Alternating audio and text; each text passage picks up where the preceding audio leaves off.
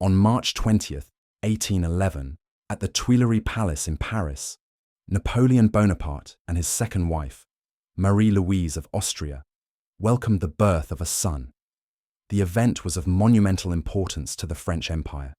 The child was immediately styled as the King of Rome, a symbolic title chosen by Napoleon himself to emphasize continuity with the glory of ancient Rome and the legitimacy of his dynasty. The birth was greeted with cannon fire across Paris, celebrations in every major city of France, and proclamations sent to allied and subject states. For Napoleon, whose reign had always been shadowed by concerns over dynastic stability, the arrival of an heir secured what he hoped would become a lasting imperial house. The boy was baptized Napoleon François Charles Joseph Bonaparte, but in public discourse he was often referred to simply as the King of Rome. His birth represented not just a personal triumph, but also a political one. In 1810, Napoleon had married Marie-Louise, the daughter of the Austrian Emperor Francis I, in part to forge an alliance with the powerful Habsburg dynasty after years of hostility. The child born from that union symbolized a merging of two imperial traditions: French revolutionary empire and Austrian monarchy, projecting stability for Europe's future. One overlooked detail of his birth was the sheer scale of surveillance and ritual surrounding the infant. Napoleon ordered that the delivery take place under the close watch of high-ranking courtiers and doctors, ensuring that no one could doubt the legitimacy of his son. When the child was born, a complex system of announcements was triggered, including pre-arranged signals to inform the public instantly. Every step was choreographed to underscore the authenticity and grandeur of the moment. Few heirs in European history had such a carefully staged entrance into the world. The boy's arrival, however, was already framed by competing narratives. To supporters of Napoleon, he was a beacon of a new dynasty that would challenge the old monarchies of Europe. To critics, particularly in Britain and among continental opponents, the child was seen as a pawn in Napoleon's ambition, unlikely to outlast the collapse of the empire itself. Historians later debated whether Napoleon genuinely envisioned his son ruling a long-lived empire, or whether he was primarily motivated by the immediate propaganda value of producing an heir. Some argue that Napoleon's fixation on dynastic continuity showed his desire to transform revolutionary France into a hereditary monarchy. Others contend that the timing, coming after years of military campaigns and political instability, meant that the boy's symbolic role was always destined to outweigh any practical future power. Yet in 1811, few could foresee the collapse that would follow only 3 years later. For the moment, France and much of Europe recognized the King of Rome as the embodiment of imperial continuity. The celebrations in Paris reached levels rarely seen before, with lavish ceremonies at Notre Dame, the printing of commemorative medallions, and even the planting of trees in his honor. Across the empire, towns and villages marked the birth with festivals. For Napoleon, the child's existence was a living guarantee that the name Bonaparte would survive him. The emperor himself took personal interest in the child's early months. Accounts describe Napoleon visiting the nursery frequently, watching the boy with pride, and ensuring that every detail of his care reflected imperial grandeur. He instructed that the child be surrounded by the finest nurses and overseen by trusted courtiers. At state functions, Napoleon often had the infant presented to dignitaries, reminding allies and rivals alike that his dynasty was secured. The presence of a legitimate heir also strengthened his political hand, particularly in dealings with monarchs who had long dismissed Napoleon as a mere upstart general with no dynastic foundation. However, the boy's future quickly became entangled with the fate of Napoleon's empire. The birth had secured immediate prestige, but the tides of war soon shifted. By 1812, Napoleon's disastrous campaign in Russia destabilized his position. By 1814, the coalition armies entered Paris, and Napoleon was forced to abdicate. Initially, he abdicated in favor of his son, proclaiming that the child would rule as Napoleon II, Emperor of the French. But the victorious powers did not accept this. Instead, the Allies refused to recognize the boy as emperor and forced Marie-Louise to take her son into Austrian custody. Thus, the child's symbolic role as heir of a vast empire was abruptly interrupted. At just 3 years old, the King of Rome found himself not in Paris, but in Vienna, under the guardianship of his mother's Habsburg family. From that moment, his identity shifted dramatically. While in France, his name was still invoked by loyal Bonapartists as Napoleon II. In Austria, he became Franz, Duke of Reichstadt, a member of the Habsburg court with little autonomy over his own destiny. The debate over what Napoleon truly envisioned for his son remains unresolved. Some scholars emphasize Napoleon's insistence in 1814 that his abdication be in favor of my son, suggesting he genuinely intended to pass the crown directly. Others note that the Allied powers had no intention of allowing a Bonaparte child to inherit, making the gesture largely symbolic. The boy's identity, Napoleon II in Parisian imagination, Franz of Reichstadt in Vienna's reality, was from the very beginning a matter of contested legitimacy. This conflict between symbolic heir and powerless ward of Austria would define the rest of his short life.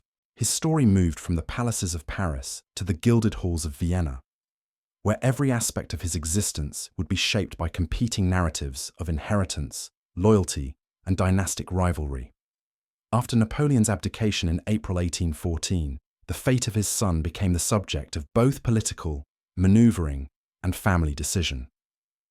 The 3-year-old King of Rome, once surrounded by the grandeur of the French court, was now removed to Austria with his mother, Marie-Louise. There, under the direct supervision of Emperor Francis I of Austria, his maternal grandfather, his life would be recast in a very different mould. The most undeniable fact of this transition was his renaming and re-identification. No longer acknowledged as Napoleon II, the child was given the title Duke of Reichstadt in 1818, a purely Austrian creation, devoid of any Napoleonic resonance. From that point forward, he was officially Franz, Duke of Reichstadt, embedded firmly within the Habsburg world. He would grow up not as the heir to the French Empire, but as a minor noble in one of Europe's oldest dynasties. An overlooked detail about his status in Vienna was the deliberate care taken to strip him of Napoleonic symbols. French-style clothing, the title of King of Rome, and even references to his father were carefully managed. His rooms at Schönbrunn Palace, though comfortable, contained none of the imperial emblems that had once surrounded him in Paris. In their place, Austrian portraits and Habsburg insignia dominated his environment. Even the tutors assigned to him were instructed to avoid any excessive emphasis on French politics or military history, though the boy's lineage made it impossible to erase entirely. Despite this effort to integrate him into Austrian identity, debates persist over how much the boy understood and embraced his dual heritage. Some accounts suggest that he was intensely aware of his status as Napoleon's son, and quietly proud of it. Others describe him as an obedient and loyal Habsburg courtier, moulded by the environment in which he was raised. Historians remain divided. Was the Duke of Reichstadt a reluctant exile or a willing member of Austria's aristocracy? The early years in Vienna placed him under the guardianship of Count Maurice Dietrichstein, a respected Habsburg official. Dietrichstein served not only as guardian, but also as a guiding presence in his education and moral formation. The boy's mother, Marie-Louise, though technically in Austria, had increasingly distant involvement. After being installed as Duchess of Parma by the Congress of Vienna, she spent much of her life in Italy, only occasionally visiting her son. Thus, his day-to-day upbringing was primarily overseen by Austrian officials rather than by his own mother. Within the Habsburg environment, Franz grew up alongside other noble children, yet his position was peculiar. He was treated with courtesy, due to his heritage, but also kept at a slight remove, both because of the political sensitivity surrounding his father and because of the uncertainty about how much influence Bonapartist supporters might attempt to exert. Visitors who wished to meet the young duke were often carefully screened. At the same time, France remained filled with Napoleonic loyalists, who referred to him as Napoleon II, and continued to circulate propaganda about the boy as the rightful heir of France. The gap between Austrian reality and French imagination widened with each year. One significant debated point concerns his mother's role during these years. Some historians argue that Marie-Louise showed little maternal warmth and prioritized her life in Parma, leaving her son effectively abandoned in Vienna. Others maintain that she visited as often as possible within her constrained circumstances, and that her distance was more a result of Austrian political pressure than personal neglect. Primary records reveal her presence at certain family gatherings, but also note long stretches of absence. Regardless of the interpretation, the boy grew up more closely bound to his Habsburg relatives than to his mother. The Austrian emperor himself kept a close but formal watch over his grandson. Francis II reportedly instructed that the boy be raised as an Austrian prince, emphasizing discipline, obedience, and loyalty to the monarchy. Yet he also allowed certain privileges that acknowledged his unique position. The young duke received a broad education, including languages, history, and military instruction. His tutors noted his intelligence and his capacity for languages, including French, German, and Italian. He also demonstrated a fascination with military affairs, perhaps inherited from his father's legacy, often engaging in military drills and studying strategy. It was this duality, carefully supervised Austrian prince but son of Napoleon, that gave his existence a constant air of tension. French visitors to Vienna occasionally caught glimpses of him and described a young man who carried himself with dignity, resembling his father in features and manner. Austrian observers, by contrast, often emphasized his role as a loyal Habsburg. In both portrayals, the sense of a contested identity remained clear.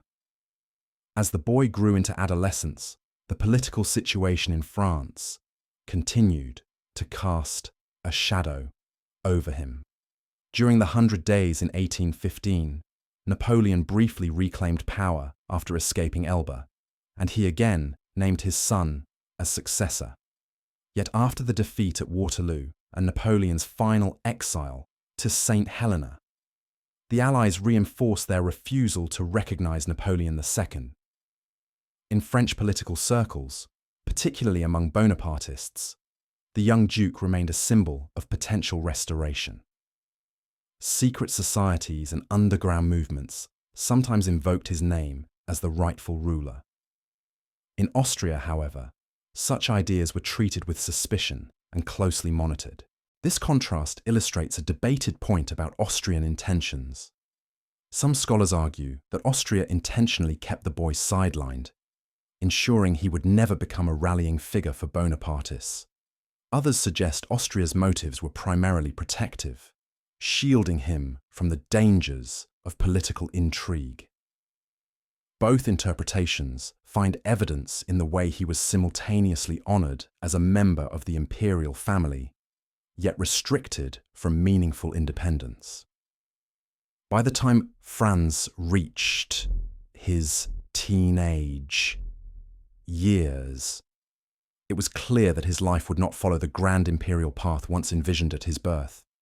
Yet, his education, upbringing, and position within the Habsburg court prepared him for a different kind of destiny, one that remained defined by a mixture of privilege, constraint, and the unshakable shadow of his father's name. As Franz, Duke of Reichstadt, entered adolescence in the 1820s, his life became more structured and demanding under the Austrian court. Education was central to his daily routine, and his guardians and tutors placed considerable emphasis on moulding him into a disciplined, cultured noble. His curriculum included history, languages, mathematics, fencing, horsemanship, and military science. He learned German and Italian fluently, while his French, his father's native tongue, remained his most natural mode of expression.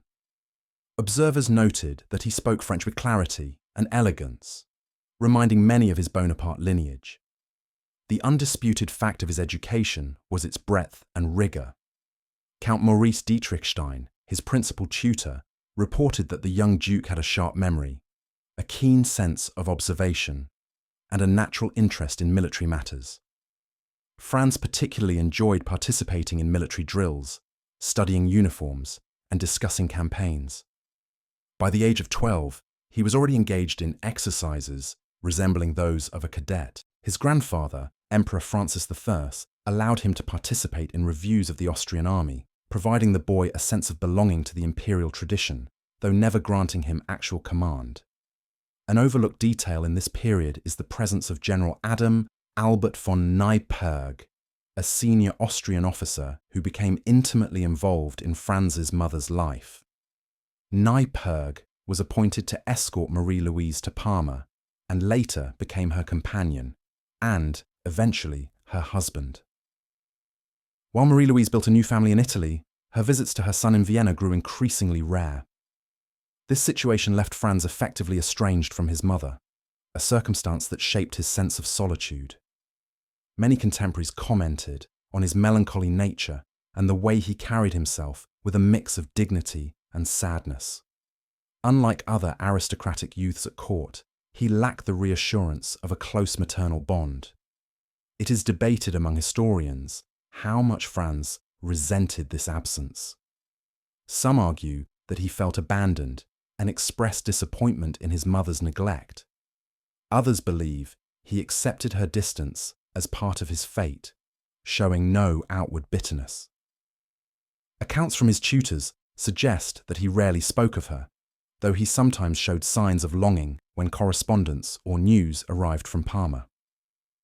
This ambiguity continues to divide interpretations of his emotional development. Despite his isolation, the young Duke showed resilience. He immersed himself in studies of his father's career, secretly reading about Napoleon's campaigns whenever possible. Austrian authorities discouraged excessive focus on Bonaparte, fearing it might inflame his sense of destiny. Yet stories of Austerlitz and Jena, tales of military brilliance, inevitably reached him. His admiration for his father grew, even as he remained under the strict framework of Habsburg discipline. Visitors to the Austrian court often remarked on the striking resemblance between Franz and his father. He inherited Napoleon's dark hair, pale complexion, and sharp features, though his build was more slender and his health more fragile. Descriptions portray him as a graceful youth, polite in manners, with an aristocratic bearing that made him stand out among his peers. The poet Franz Grillparzer described him as tall, thin, and melancholy, but with a proud demeanour. One debated point from this period is the extent to which Franz was considered a potential political tool. Some Bonapartists in France dreamed of his return as Napoleon II, envisioning him as a rallying figure for future restoration. Austrian officials, however, guarded him closely, ensuring that foreign visitors could not gain undue influence. Was he kept in Vienna primarily as a safeguard against Bonapartist plots, or was he truly integrated into Habsburg society as a valued, though minor, noble? The answer likely lies in both interpretations. He was too important to release, but too dangerous to empower. Despite these restrictions, Franz found outlets in military training. He became fascinated with uniforms and regiments, often designing his own drill exercises. At Schönbrunn Palace, he sometimes organized mock battles with other youths, demonstrating a lively imagination and a command of tactics. His tutors noted that his eyes lit up whenever the subject of war arose, though his frail constitution often limited his participation.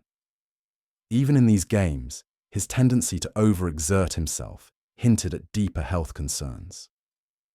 By the mid-1820s, reports of his declining health began to circulate within the Austrian court. He suffered frequent coughs, fatigue, and periods of weakness. Physicians prescribed rest, but his eagerness for military activity often conflicted with their recommendations. Some historians suggest that tuberculosis, then a widespread and often fatal disease, had already begun to manifest.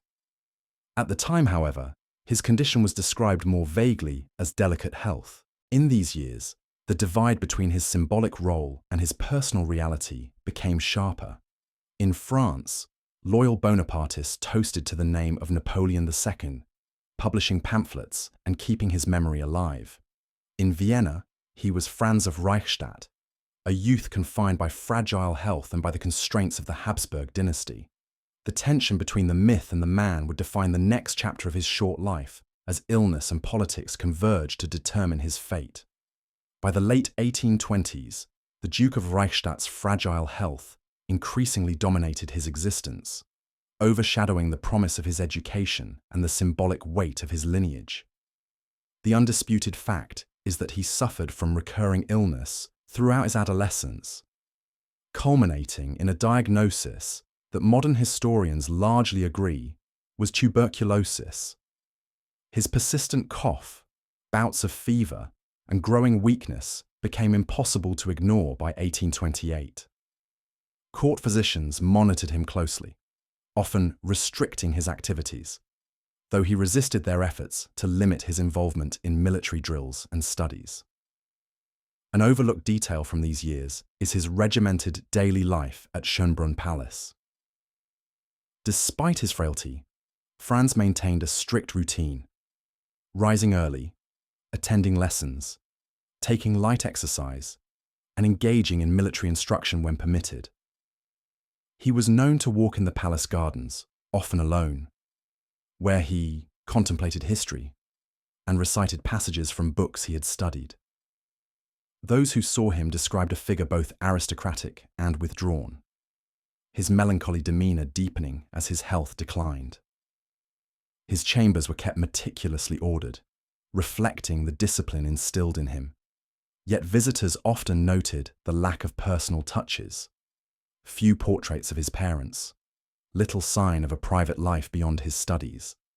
There remains debate over the Adexian nature of his medical care. Some historians argue that the Austrian court provided every available treatment of the era, including consultations with leading physicians, carefully prescribed diets, and managed exposure to fresh air.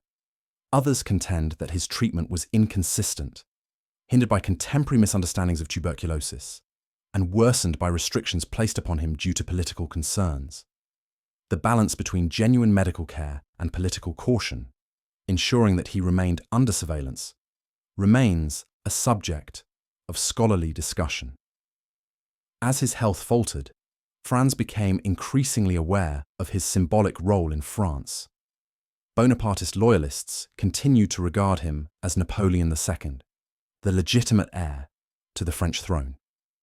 Secret societies occasionally invoked his name, and rumours of plots to rescue him circulated across Europe. The Austrian authorities, aware of these movements, tightened their supervision. His contacts with French visitors were limited, and correspondence was carefully screened. In this climate, his sense of isolation deepened. Despite this, Franz's intellectual interests remained strong. He studied maps and military campaigns with a seriousness unusual for someone of his age and condition. Accounts from tutors suggest that he demonstrated not only curiosity, but also analytical skill, discussing strategy with insight, yet he was never permitted to command troops or take on significant responsibilities, his ill health providing both a practical barrier and a political justification for restriction. Eyewitness descriptions from the late 1820s emphasize his striking appearance. He was tall, slender, and increasingly pale, with sharp facial features that evoked memories of his father. His bearing, however, remained dignified, marked by deliberate and graceful movements. Poets and courtiers who encountered him often described a sense of quiet tragedy in his presence. A young man destined for greatness by birth, but constrained by circumstance and illness. One rare and telling detail is the way Franz reacted to discussions of his father. While official Austrian circles preferred to downplay Napoleon, the Duke showed deep pride when speaking privately of his heritage. He reportedly kept portraits of Napoleon hidden in his chambers and occasionally requested readings of French accounts of his reign. His tutors noted that he viewed his father's career not merely with admiration, but with a sense of inheritance, as though it were a legacy denied to him. The debate surrounding Franz's political consciousness during these years remains unresolved. Some historians argue that he harbored ambitions to reclaim his father's throne, citing his fascination with military affairs and his pride in the Bonaparte name. Others contend that his frailty and his immersion in the Habsburg environment left him resigned to a limited role, more focused on personal dignity than on political destiny. Both views are supported by contemporary accounts, reflecting the complexity of a young man caught between two dynasties and two identities. By 1830, the July Revolution in France revived Bonapartist hopes and thrust France once more into the political imagination of Europe. Supporters of Napoleon's legacy looked to him as a possible claimant against the newly established July monarchy of Louis Philippe. Yet in Vienna, his health worsened. The once lively discussions of military tactics gave way to long periods of rest, and his participation in court life diminished. In this period of decline, France's existence became increasingly defined by contrasts. Celebrated in absentia in France, secluded and sickly in Austria, the son of one of Europe's most powerful figures, yet powerless in his own life. His illness not only curtailed his ambitions, but also ensured that his symbolic role as Napoleon II remained unrealized. As his condition deteriorated, the question of his survival became inseparable from the question of whether the Bonapartist dream could continue.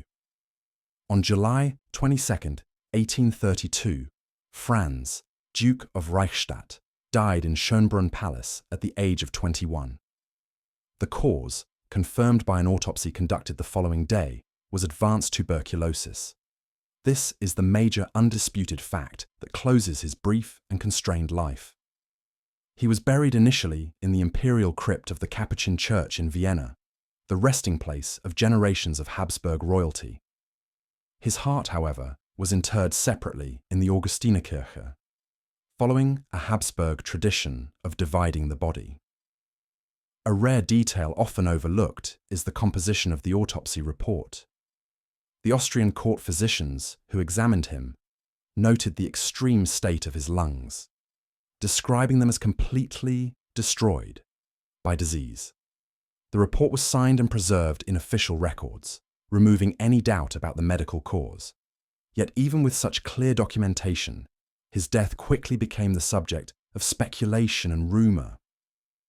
Bonapartist supporters, unable to accept the loss of the young man they called Napoleon II, circulated claims that he had been poisoned by the Habsburgs to prevent a possible restoration in France. This point remains debated to this day. Some historians argue that there is no credible evidence of foul play, emphasizing that tuberculosis was widespread and that his symptoms were consistent with the disease. They highlight the preserved autopsy as proof of natural causes. Others suggest that the political climate left room for suspicion. They note that the Austrian court benefited from his early death, as it removed a potential rallying figure for Bonapartist movements. Still, the majority of modern scholarship accepts tuberculosis as the genuine cause, while acknowledging that suspicions of poison reflected the intensity of political passions surrounding his life and death. The immediate aftermath of Franz's death showed the contrasting ways he was remembered. In Austria, the ceremony was carried out with Habsburg solemnity, but without Napoleonic symbols. He was honoured as a grandson of Emperor Francis I, not as Napoleon II. In France, however, Bonapartists mourned him as the rightful heir of the empire. Newspapers sympathetic to his father's legacy described his death as a tragedy for France, marking the extinguishing of a dynastic flame. Among the overlooked elements of this moment was the quiet grief of those who had known him personally in Vienna. Tutors and attendants who had supervised him for years reported that, despite his isolation, he had inspired respect and even affection. They recalled his intelligence, his politeness, and his pride in his lineage. These personal recollections contrast with the political abstractions that dominated his image abroad. The question of what Franz might have become had he lived longer haunted contemporaries and later historians. By 1832, Bonapartist sentiment in France was still alive, though suppressed by the July monarchy. Could he have been summoned as a figurehead for restoration, or would his fragile health have prevented any meaningful role? This remains a point of debate. Some argue that even if healthy, Austria would never have permitted his return to France. Others speculate that his very name and presence might have reignited imperial ambitions. His early death ensured that such questions remained unanswered, turning him into a figure of lost potential rather than active history. One more overlooked but telling detail concerns his burial arrangements. While the Austrian tradition dictated his interment in Vienna, Napoleon himself had once expressed the wish that his son should continue the imperial legacy in France. The separation of Franz's remains, body in Vienna, heart in the Augustinerkirche, added to the sense of a divided identity, caught between two dynasties. Later, in 1940, Adolf Hitler ordered the transfer of his remains from Vienna to Les Invalides in Paris, where they were placed near Napoleon's tomb.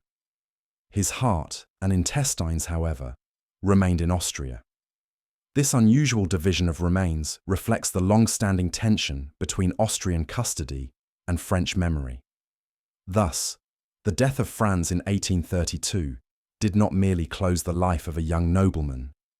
It crystallized the symbolic struggle over his identity. Was he Franz of Reichstadt, a loyal Habsburg who died in obscurity, or Napoleon II, the lost emperor of France? The truth encompassed both, leaving him a historical figure defined as much by absence as by presence. His short life became a canvas on which political hopes, dynastic rivalries, and cultural memories were projected, shaping how he would be remembered across generations. After the death of Franz Duke of Reichstadt in 1832, the question of his legacy became central to how Europe remembered both Napoleon and the Bonaparte dynasty. The undisputed fact is that his body, initially buried in Vienna, did not remain there permanently.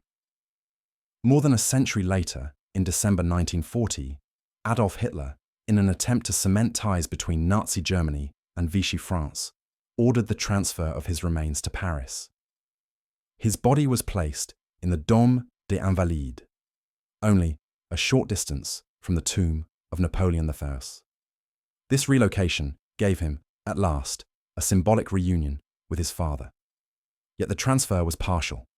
His heart and entrails remained in Vienna, following Habsburg tradition. Even in death, his identity was divided between two empires. An overlooked detail of this transfer is the ceremonial language used at the time.